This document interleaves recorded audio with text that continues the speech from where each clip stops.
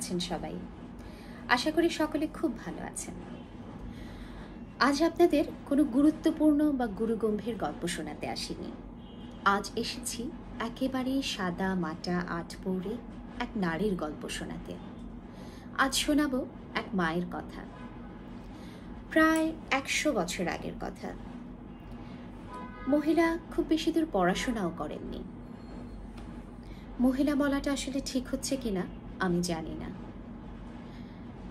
খুব অল্প বয়সে তার বিয়ে হয়ে যায় বরিশালের এক একান্নবর্তী পরিবারে। আর একান্নবর্তী পরিবার মানে বুঝতেই পারছেন, শ্বশুর শাশুড়ি দেবর ননদ যা ভাসুর সন্তান স্বামী, সে এক এলাহি কাণ্ড। আমরা যারা প্রতিনিয়ত সংসারের কাজে ব্যস্ত থাকি বা ঘরকন্যার কাজ করি, তারা কিন্তু বেশ বুঝতে পারি এত বড় সংসার সামলিয়ে নিজের জন্য সময় বের করাটা কতটা কষ্টসাধ্য। তার মধ্যে একটু ভাবুন তো, সেই 100 বছর আগের কথা। তখন না ছিল ফ্রিজ, না ছিল গ্যাসের চুলা। এরই মধ্যে এই মহিলা কিন্তু বেশ সাহিত্য চর্চা করে গেছেন। এমনও অনেক দিন গেছে উনি হয়তো হেসেলে ভীষণ কাজে ব্যস্ত, সম্পাদক লোক পাঠিয়েছেন এবং সম্পাদকের লোক এসে বলল, দিদি বাবু বলেছে আজই কবিতা লিখে দিতে হবে। কি করবেন তিনি? ফিরিয়ে দিবেন তাকে? তিনি সম্পাদকের পাঠানো লোককে বললেন, তুমি কিছুক্ষণ বসো, আমি হাতের কাজ গুছিয়ে তোমাকে কবিতা লিখে দিচ্ছি। এরই মধ্যে হয়তো তিনি হাতের কাজ কিছুটা গুছিয়ে কাগজ কলম নিয়ে বসলেন। ডান হাতে হয়তো কবিতা লিখছেন, বাঁ হাতে হয়তো খুন্তিটাও নাড়ছেন। না, একেবারেই বানানো গল্প নয় কিন্তু এটি।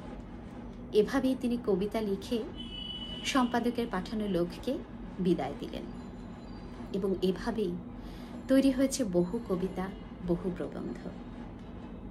কি অবাক লাগছে? স্বয়ং মনমোহন চক্রবর্তী পরবর্তীতে তার বিভিন্ন স্মৃতিকথায় এ গল্পের উল্লেখ করেছেন। তার চেয়েও বড় কথা, তার নিজের ছেলেও কিন্তু বিভিন্ন স্মৃতিকথায় লিখে গিয়েছেন এ গল্প। যা বলছিলাম, এভাবেই তিনি নীরবে চালিয়ে গেছেন তার সাহিত্যকর্ম।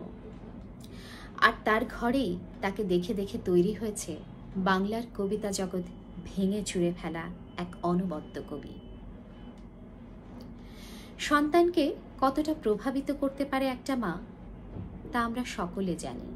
আর এই মাও তার নিজের কবিতা ও প্রবন্ধের ভাবনা দিয়ে তীব্রভাবে প্রভাবিত করেছে তার নিজের সন্তানকে।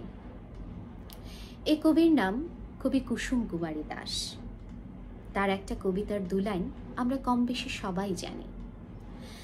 আমাদের দেশে হবে সেই ছেলে কবে, কথায় না বড় হয়ে কাজে বড় হবে। আর তারই প্রথম সন্তান আমাদের কবি জীবনানন্দ দাশ। কেমন লাগলো আজকের এই গল্প আমাকে জানাবেন।